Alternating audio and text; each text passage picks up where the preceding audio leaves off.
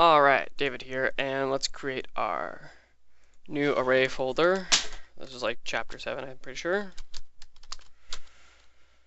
Kind of not going in order if you haven't figured that one out already. So this is supposed to be arrays. Let me rename that one second. Alright, and then open up Eclipse, set it to the folder, and you're probably wondering why I do this every single time.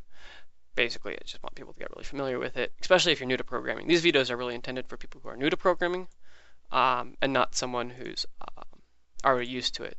Because someone who's already used to it probably knows how to like look up the documentation, stuff like that. Anyways, Java popped up.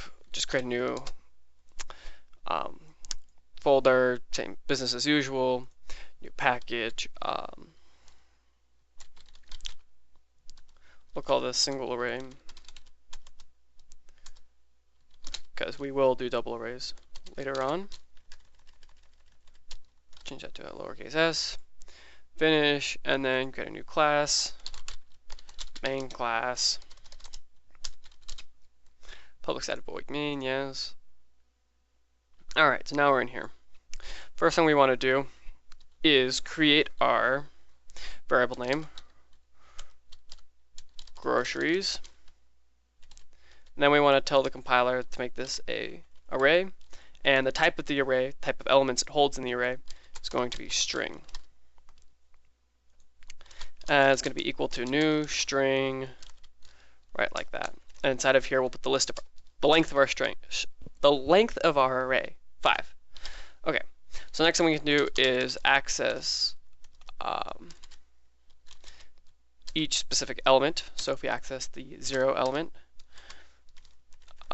we can then set it equal to candy. And then when you run it, nothing happens because we need a syso.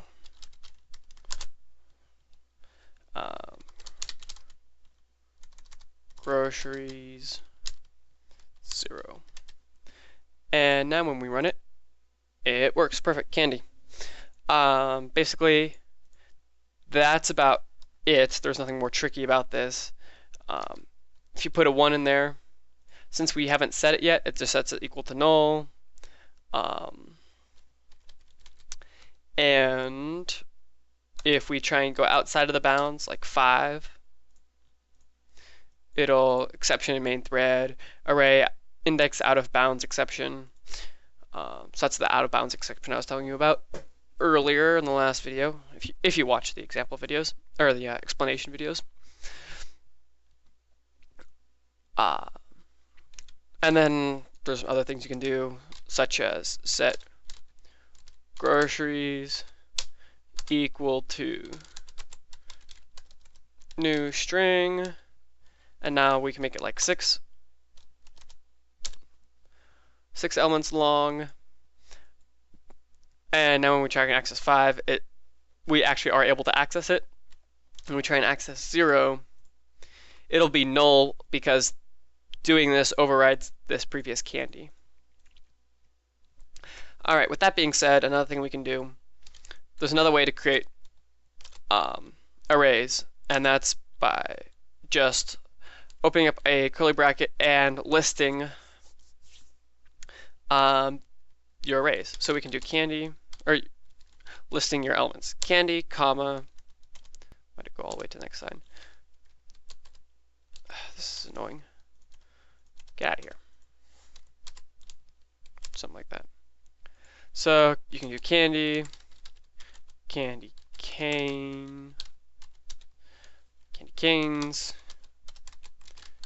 candy corn, syrup, and spice weasel. What's a weasel? Remember that really annoying Apple commercial? Yeah, it's coming back to haunt you. Watch out.